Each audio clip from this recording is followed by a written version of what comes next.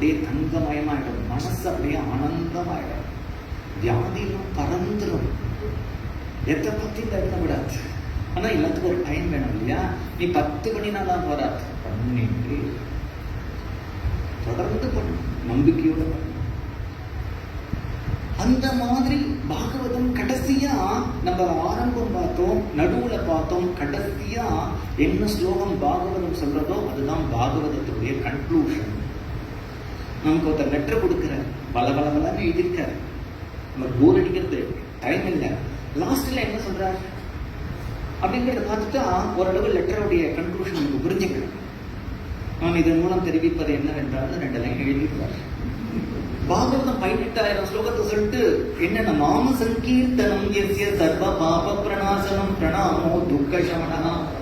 நாம சங்கீர்த்தனம் சர்வ எல்லா பாபத்தையும் போக்கிடும். இதை விட என்ன வேணும் உனக்கு? அந்த